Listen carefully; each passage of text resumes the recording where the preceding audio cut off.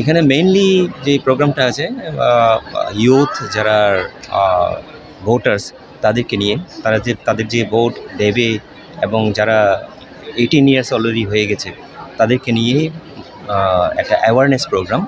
এখানে বলা হচ্ছে যে I M a smart voter, I vote for sure, I vote for democracy, এইসব ধরনের তাদের যে স্লোগানগুলি থাকবে এবং তারা যাতে বুঝতে হবে আগামী দিনের স্ট্রঙ্গার ডেমোক্রেসি হিসাবে এগুলি খুবই দরকার। এবং কমিশন চাইছে যে তাদেরকে এইসব ব্যাপারে আমরা যাতে অ্যাওয়ারনেস নিয়ে নিই।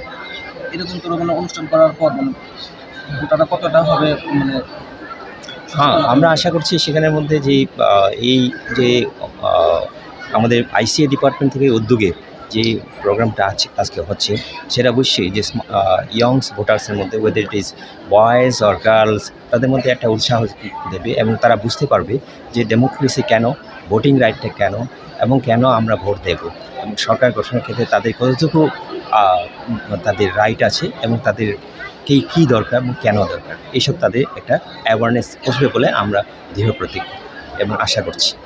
আগরতলা মানে বাদে কি অন্য কোনো মানে জায়গার মধ্যে এরকম অনুষ্ঠান করার কোনো আপনাদের? হ্যাঁ, অ্যাকচুয়ালি সেটা বলতে গেলে পরে সুইপ আপনারা নিশ্চয়ই শুনেছেন সুইপ প্রোগ্রাম।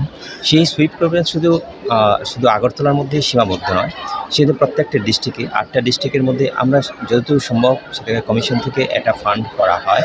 সেই ফান্ডের মাধ্যমে সেটা ব্যানারের মাধ্যমে, সেমিনারের মাধ্যমে, কনফারেন্সের মাধ্যমে অথবা র্যালি টেলির মাধ্যমে সেগুলো সুইপ প্রোগ্রাম সবখানে আমরা করি এবং করা হয়ে থাকে।